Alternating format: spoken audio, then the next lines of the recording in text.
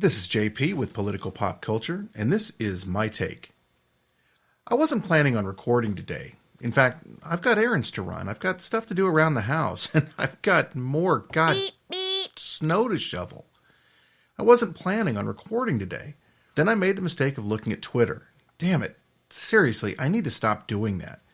Twitter is the equivalent of two people fighting for a first row spot at a Miley Cyrus concert.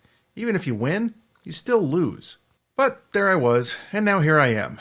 I see this story. That's the wrong word, actually. I see this propaganda piece from the Daily Beast with the headline, "Florida is a COVID nightmare, even for vaccinated people."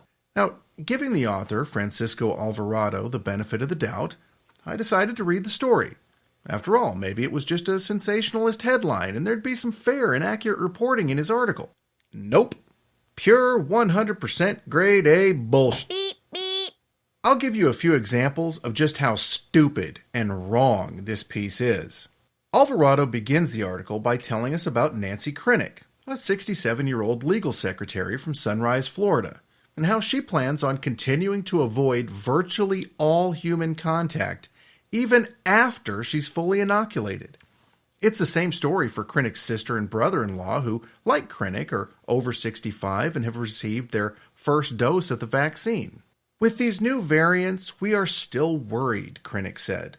"It seems like this is never ending."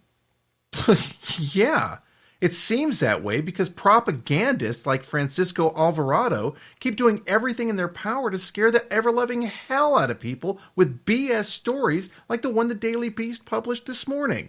Like many Americans, Nancy Krinick is scared of COVID-19. And while I don't know Ms. Krinick and have never spoken to her, or frankly, had never even heard of her until this morning, she sounds like she's irrationally scared of COVID-19.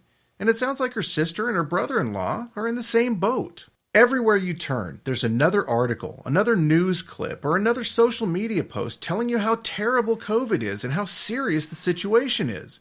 And no wonder.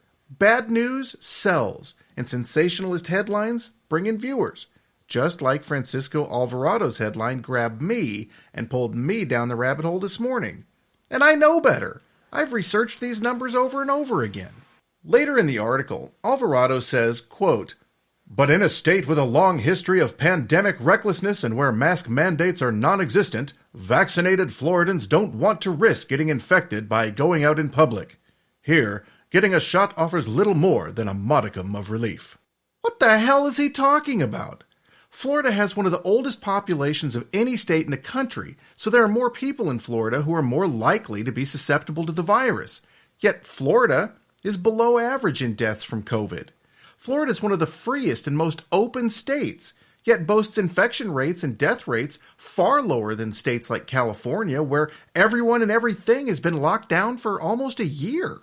The only thing Florida needs relief from is jackasses like Francisco Alvarado and demonstrably false stories like the stupid article he posted this morning. Alvarado has literally zero evidence to support his moronic claims that Florida is a, quote, COVID nightmare.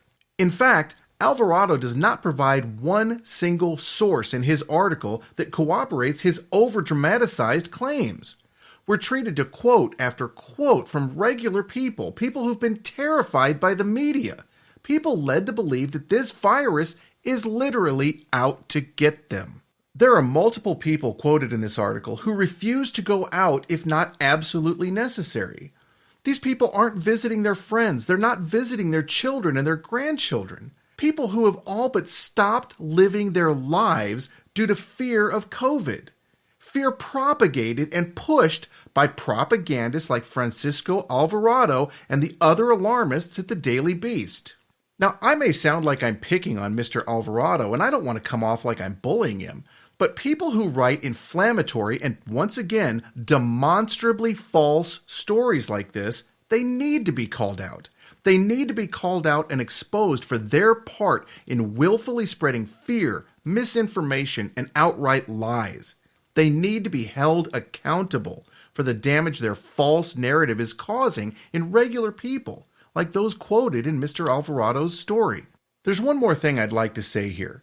Ms. Krinick, if you're out there, please, don't put off visiting your daughter. If you don't want to travel to Knoxville, then have your daughter come visit you.